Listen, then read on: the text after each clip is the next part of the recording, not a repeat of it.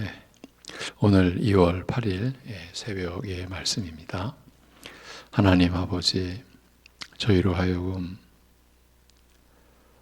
죄와 사망의 어둠 가운데서 이끌어내 주셔서 하나님을 섬기는 생애를 살아갈 수 있게 모든 은혜를 베풀어 주신 우리 아버지 하나님, 이 한 주간도 오늘도 우리를 향하신 그 주님의 뜻 안에서 그 뜻을 섬기며 연약한 중에도 이루고자 하는 우리들에게 베풀어 주시는 모든 은혜 안에 우리가 거할 수 있게, 그 모든 삶이 오직 주님을 의지하고 믿음으로 이루어지는 것임을 잊지 아니하고, 우리가 마치 이루어낼 수 있는 것 같은 거짓과 착각 속에 빠지지 않고 우리가 주님께만 소망을 두며 살아갈 수 있게 하여 주옵소서. 예수님의 이름으로 기도하옵나이다. 아멘. 데살로니가전서 5장 16절에서 18절입니다. 데살로니가전서 5장 16절에서 18절. 항상 기뻐하라, 쉬지 말고 기도하라, 범사에 감사하라. 이것이 그리스도 예수 안에서 너희를 향하신 하나님의 뜻이니라. 아멘.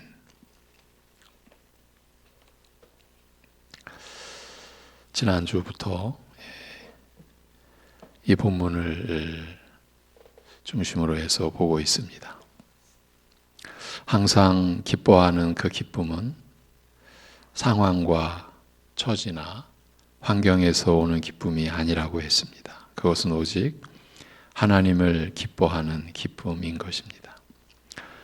그래서 우리는 상대적 가치와는 이제는 무관한 사람이 되었다고도 했습니다. 즉 우리 신자들은 상대적 가치라는 면에서 기뻐하는 사람들이 아니라고 한 것입니다. 이제 우리는 절대적 가치로 인해서 기뻐하는 사람이 되었기 때문입니다. 달리 표현하자면 우리 신자들은 절대적 가치를 소유하고 있기 때문입니다. 이 절대적 가치는 이 세상 안에는, 일반 사람들 안에는 대개는 없다고 보아야 합니다. 물론 자신만의, 아니면 어떤 모임을 이루어서 나름대로의 가치를 쫓는 사람들도 있습니다만, 그 가치라는 것이 영원할 리도 없고 진리일 수도 없기 때문입니다. 이 세상 안에서 영원한 절대적 가치를 지닌 진리는 오직 그리스도와 그리스도의 말씀뿐이기 때문입니다. 우리가 항상 기뻐할 수 있는 사람이 될 수 있는 것은 이 절대 가치를 지닌 진리를, 곧 그리스도를 소유하고 있기 때문인 것입니다. 이렇게 우리 신자들은 오직 우리로 하여금 절대 가치요 진리이신 그리스도를 소유하게 하신 하나님으로 인하여 기뻐하는 것이고, 그런 사람이 된 것이라고 고백하는 것입니다. 지난주에 시편에 악을 행하는 자들 때문에 불평하지 말며 불의를 행하는 자들을 시기하지 말라고 하는 말씀을 또 보았습니다. 악을 행하는 자들로 인해서 하나님을 경외하는 신자들이 고통을 받는 그런 상황에서도 불평하지도 시기하지도 말라고 하면서, 우리는 하나님을 의뢰하고 하나님을 기뻐하며 하나님께 모든 것을 맡기고 사는 사람들이기 때문이라고 하였습니다.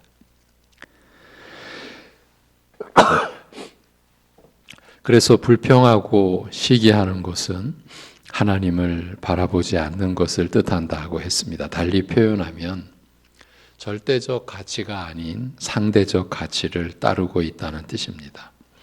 우리가 불평하고 시기하는 것은 우리의 그런 내면을 보여주는 역할을 하는 것입니다. 그렇다면 우리 자신을 살펴야 하지 않겠느냐고 했습니다.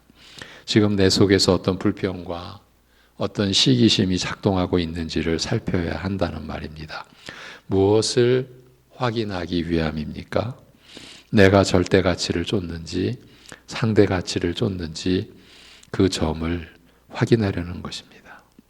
상대적 가치를 쫓는 한 우리는 평생토록 불평하면서 또한 시기하면서 살 수밖에 없을 것입니다. 그리스도를 떠나는 순간 주님을 외면하는 찰나에 이렇게 될 수밖에 없습니다. 어쩌다가 일이 잘 돼도 여전히 불평할 것이고 그대로 시기심은 더 불타오를 것입니다. 왜입니까? 지금보다 더 남보다 잘 되어야 하고 더욱더 남과는 달라야 하기 때문입니다. 남들과 같아서는 안 되기 때문입니다. 이것이 상대의 가치의 늪이라고, 빠져나올 수 없는 구덩이라고 했습니다. 우리가 그리스도를 자신의 구주요 주로 영접하고 믿게 되었을 때 우리는 성령님으로 그리스도와 연합되게 되었습니다. 이 사실이 무엇을 뜻한다고 했습니까? 그리스도의 모든 것에 참여케 되었다는 것입니다.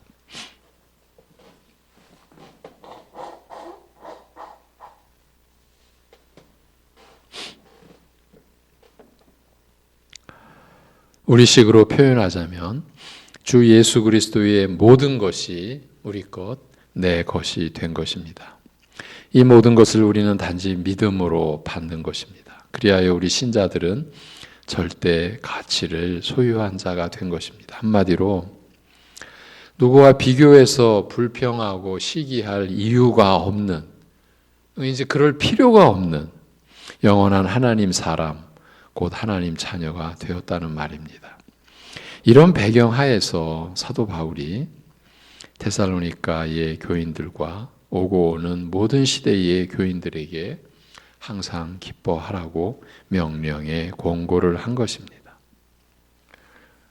실제로 그렇습니다. 보배로운 믿음을 하나님께로부터 받은 우리는 그 믿음 안에서, 그 믿음의 관점에서 이제 우리가 삶으로 어느 누구와 비교해서 불평하고 시기할, 그럴 이유도 그럴 필요도 없는 그런 하나님의 영광을 소유한 그런 존재가 된 것입니다. 그런데 누구와 비교한다라고 할 때 그 누구는요, 사실은 멀리 있는 사람들이 아닙니다. 가까이 있는 사람들입니다. 어쩌면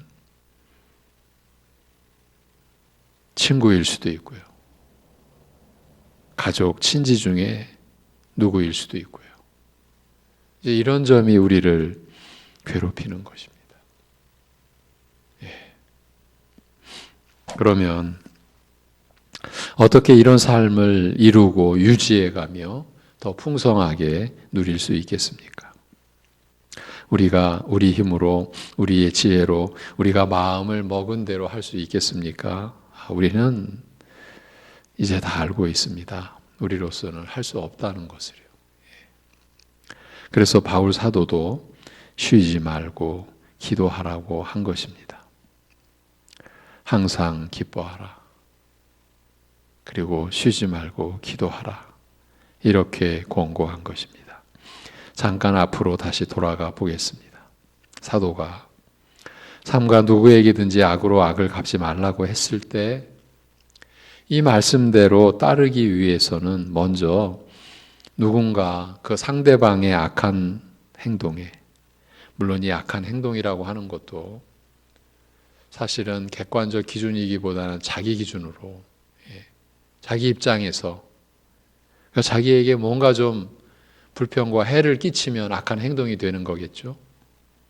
그 상대방의 악한 행동에 격동되어서는 안 된다는 것을 여러 날에 걸쳐 나눴습니다. 악에 격동되어서는 안 된다. 그렇지만 우리는 바로 이 시점부터 실패하기가 일쑤이지 않습니까? 속으로 격동하지 말자고 아무리 되뇌어도 자존심이 상하거나 해를 입는 그런 상황이 일어나면 바로 격동해 버리고 맙니다. 격동한다는 것은 이미 마음속에서 격한 반응이 발동했다라는 뜻입니다. 흥분하기 시작한 것이고 상황에 따라서 여러 가지 부정적인 감정이 표출되고 있는 겁니다.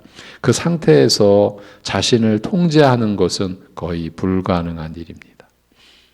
더욱이 이미 분이나 화가 분출되기 시작했다면 격동된 자신의 마음을 억제하는 것은 끝난 일이라고 보아야 합니다. 우리가 겪는 상황을 제가 한번 연출해 낸 겁니다. 그런데 더욱 우리를 어렵게 하는 것은 내 자신이 격동되는 상태가 될 때 그 상대방이 대부분은 가까운 사이의 사람들로 인한 것이라는 점입니다. 실제로 이 점이 우리를 어렵게 합니다. 우리들 대부분이 멀리 있는 사람에게는 관대하지만 가까이 있는 사람에게는 인색한 것 같습니다. 이게 앞에서 말하는 우리가 상대적 가치에 지배당해서 살아왔던 그 구습, 옛사람의 그 육적 성품, 그것으로 인하여 나타나는 우리의 외모가 아닌가 싶습니다. 멀리 있는 사람에게는 관대합니다. 그럴 수 있지. 그런데 이것이 가까운 사람에게서 그리고 나에게 직접적으로 어떤 일이 일어났을 때 우리는 돌변하는 것이죠. 별로 가까운 사이가 아닌 사람과는 어쩌다가 화를 내게 되는 경우도 없지는 않겠으나 자신이 통제할 수 없이 격동될 그런 정도까지는 거의 나아가지 않습니다. 부정적인 감정이 일어났다 해도 가까운 관계가 아니니까 그만큼 쉽게 털어버릴 수 있습니다. 그런데 사이가 가까운 사람과 부딪힘이 있을 때 그 상대방으로 인해 자신이 해를 입었다는 생각이 발동하게 되면 힘든 사태가 벌어지기도 하는 것입니다. 이미 자신의 마음이 격동되어 버린 상태가 되었기 때문입니다. 그래서 상대방의 말이나 행동이 자신에게 해를 끼쳤다는 생각이 증폭되어 가면서 자기 안에서 막 증폭되는 거죠. 그러면서 예상치 못했던 상황까지 초래되는 것이 우리의 일상 속에서 일어나는 일이 아닌가 싶습니다. 그때는 자기가 무슨 말을 하는지도 모르고 자기가 무슨 행동을 하는지도 모르게 되는 지경까지도 가는 거죠. 이렇게 되면 악으로 악을 갚는 경우가 일어나는 겁니다. 선으로 악을 이기는 게 아니라 악으로 악에게 지배당하는 거죠. 그것도 원수 사이가 아니라 가까운 사이의 사람에게 말입니다. 우선은 그 대상이 가족일 수 있습니다. 이만큼 우리가 약하고 또 악하다는 말입니다. 그러니 이러한 말씀에 우리가 어찌 따르고 순종할 수 있겠습니까? 선으로 악을 이기라. 우리가 어떻게 그렇게 할 수 있겠습니까? 항상 기뻐하라. 이게 가능한 일입니까? 이런 사람의 성정을 모를 리 없는 바울 사도가 그래서 쉬지 말고 기도하라고 명령한 것이 아니겠습니까? 우리들로서는 될 일이 아니라는 뜻입니다. 쉬지 말고 기도하라는 이 권고는 끊임없이 계속적으로 기도하라는 뜻입니다. 이 구절은 두 가지 의미를 함축하고 있는 것으로 볼 수 있다고 했습니다. 먼저는 방금 언급했듯이 항상 기뻐하며 사는 신자들은 또 항상 기뻐하며 살려고 하는 신자들은 끊임없이 기도하게 되어 있다는 것이지요. 달리 설명하자면 기도하며 주를 의지하지 않고서 항상 기뻐하며 살 수 있겠느냐는 말입니다. 그래서 하나님을 기뻐하는 삶을 유지해가며 더 풍성하게 누릴 수 있기 위해서는 끊임없이 기도하여야 한다는 뜻이라고 했습니다. 그리고 이 쉬지 말고 기도하라고 한 명령 속에 담긴 또 하나의 의미는 항상 기뻐하라는 것이 우리 자신이나 상황을 기뻐하는 것이 아니고 하나님을 기뻐하는 것이라고 한 내용을 뒷받침해주고 그 근거가 되어준다는 말입니다. 이게 두 번째 의미라고 볼 수 있습니다. 뒤에 감사하라는 구절까지 해서 이 세 구절, 이 세 명령이 모두 하나님과 상관된 내용이라는 점을 쉬지 말고 기도하라라는 말씀이 확증해 준다는 뜻입니다. 왜냐하면 기도는 하나님께 드리는 것이니까요. 오직 하나님과 상관된 기도가 아니겠습니까? 그래서 그 쉬지 말고 기도하라를 새 명령 가운데에 배치시킨 건 아닐까, 그런 뜻입니다. 이제 다른 면을 생각해 보겠습니다. 끊임없이 기도하라는 말씀을 곰곰이 생각해 보면 소위 기도하는 방식이나 방법에 대한 말씀이기 이전에, 그러니까 방식이나 방법, 기도는 멈추어서는 안 된다, 이런 어떤 그 방식이나 방법에 대한 말씀이기 이전에 기도의 본질을 암시해주는, 그것도 강력하게 암시해주는 구절이라고 여겨진다는 겁니다. 일단 쉬지 말고 기도하라라는 명령을 우리가 어떻게 수행할 수 있는지를 생각해 보겠습니다. 문자 그대로 우리가 쉬지 않고서 기도만 한다고 하면 다른 일은 할 수가 없는 것 아닙니까? 먹을 수도 없고 잠을 잘 수도 없고 일도 할 수 없고, 이렇게 되면 이 사는 게 아니지 않습니까? 그렇다면 쉬지 말고 기도하라는 말씀을 받아들이고 그대로 따르기 위해서는 이 명령에 대하여 올바로 이해하는 것이 선행되어야 합니다. 앞에서 이미 언급했지만 이 구절은 기도의 방식을 정해놓고 이대로 따르라고 하는 식의 명령의 말씀으로 보기는 어렵다, 그렇게 볼 수는 없다는 겁니다. 아무리 신자된 우리라 할지라도 쉬지 않고 쉬지 말고 기도만 한다고 해서 살 수 있는 게 아니지 않습니까? 우리가 하나님의 사람, 하나님의 자녀라고 해서 기도만 한다고, 실제적으로 다른 거 아무것도 안 하고 기도만 한다라고 해서 살 수 있는 게 아닙니다. 우리는 살아가는 데 있어서 많은 여러 가지 행위들이 있습니다. 우리는 일하며 살게 되어 있기 때문입니다. 이것이야말로 하나님의 경륜과 섭리 속에서 정해진 인생의 도리요 이치입니다. 여러분, 우리는 에덴에서 첫사람 아담이 불순종하고 범죄함으로써 우리 인생의 이치는 정해졌습니다. 평생 땀을 흘려야 됩니다. 우리의 쉼과 안식이라는 것이 나는 제발 아무 일 좀 안 했으면 좋겠어. 아무 일이 안 일어났으면 되겠어. 여러분, 그건 이미 인간계를 떠난 얘기입니다. 우리가 살아가는 그 자체는 평생 땀 흘리고 수고하고 일하는 겁니다. 이 이치를 우리가 벗어나서 존재할 수가 없습니다. 그렇다면 쉬지 말고 끊임없이 기도하라는 명령은 우리 신자들이야말로 전적으로 주님만을 의지하며 사는 존재임을 일깨워 주는 말씀일 뿐만이 아니라, 기도한다는 자체가 전적으로 주님만을 의지하고 주님께만 소망을 두는 신앙 고백과 같은 것이라는 점을 가리키는 것입니다. 한마디로 기도는 주님을 의지하는 것입니다. 기도의 본질은 다름 아닌 바로 이것, 곧 주님을 의지하는 것입니다. 그러므로 진실되게, 그리고 하나님께서 우리에게 허락하신 이 기도라는 하나님과의 교통수단의 이 본질을 바르게 알고 바르게 기도하는 신자라면 교만해질 수가 없습니다.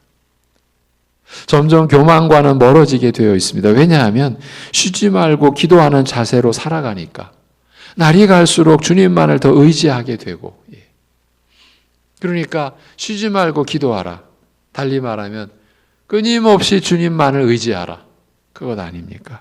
그러니까 날이 갈수록 주님만을 더 의지하게 되고, 그러니 자신을 보이거나 내세울 수가 없게 되는 겁니다. 자신을 내세울 리가 없습니다. 왜? 주님만을 의지하지 않습니까? 주님만이 내 생명이시고 주님만이 내 소망이시고 주님만이 내 위로가 되어주신다라고 고백하는 것이지 않습니까? 기도하는 자체가요. 그래 놓고서는 내 자신을 교만스럽게 내세울 수가 있겠습니까? 그렇죠? 이 기도의 본질을 우리가 붙잡고 생각을 하게 되면 자연스럽게 이런 내용이 나오는 것 아닙니까?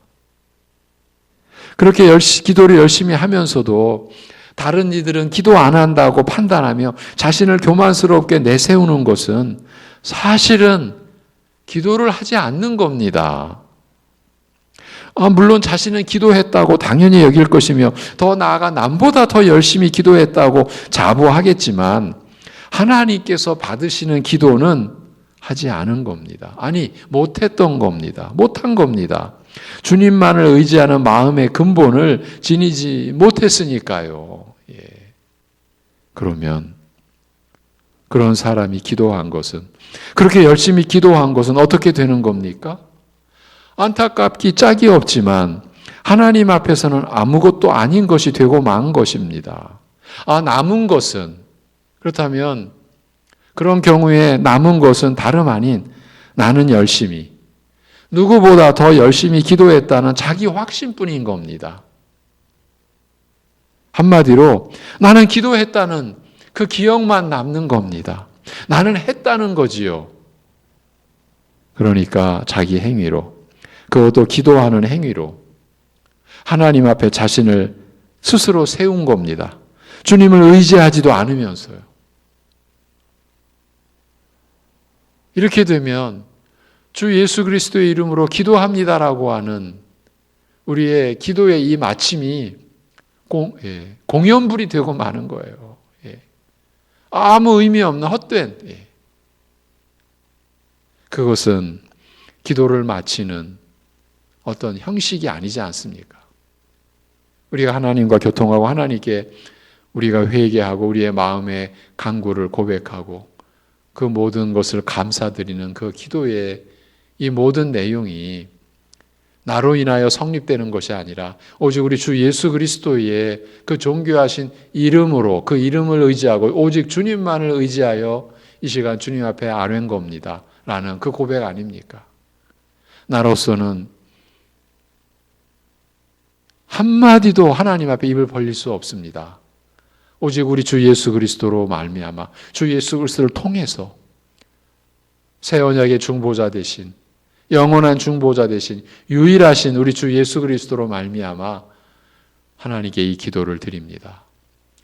나를 보지 않으시고 그리스도를 보시는 하나님께서 나의 이 연약하고 악하기까지 한 나의 기도를 받으실 줄로 믿습니다. 그런 고백이 주 예수 그리스도의 이름으로 기도 드린다고 하는 이 기도의 마침 고백이 아닙니까? 그러니까 주님을 의지하지도 않으면서 주님의 이름을 붙들지도 않으면서 기도한 거는 그냥 그야말로 자기의 종교적 행위. 그래서 나는 기도했어. 나는 했어. 그것만 남는 거죠. 그러니까 자기만 남는 거죠. 나는 했다니까. 남보다 더 열심히 했다니까. 그것만 남는 거죠. 하나님과는 아무 상관없이요. 본래 주님을 의지하는 기도는 기도할수록 자신 안에 주님이 충만해지게 되어 있습니다. 주님을 의지하여 주님께 간구하지 않습니까? 그렇다면 나는 쇠하여지고 내 안에 주님이 흥하게 되시는 것입니다. 세례 요한의 고백처럼 말입니다. 그런데 거꾸로 기도할수록 내 안에 내가 충만해진다면, 그래서 나는 기도했다는 의식과 자신감만 커져 있다면 그 상태가 말해주는 것은 이것입니다. 주님을 의지하는 기도를 하지 않았다는 것을요. 그러니까 아직까지도 기도가 뭔지를 모르는 겁니다. 기도의 본질을 지금 비켜가고 있는 겁니다. 그러면 이 상태는, 주님을 의지하는 기도를 하지 않았다는 이 상태는 또 무엇을 말해주는 것일까요? 주님을 의지하지 않고 산다는 것이에요. 그렇다면 껍데기만 신자인 척 하는 겁니다. 종교적 행위는 남보다 더 열심을 내서 수행해도 속사람은 옛사람 그대로인 것입니다. 정리하면 오늘은 기도를 통해서 우리 자신의 영적인 상태를, 우리 자신의 신앙의 근본을 기도를 통해서 들여다볼 수 있다는 그런 취지의 말씀을 드린 것입니다. 쉬지 말고 기도하라. 이것은 어떤 기도의 방식을 전제로 이대로 따르라라는 그런 의미보다는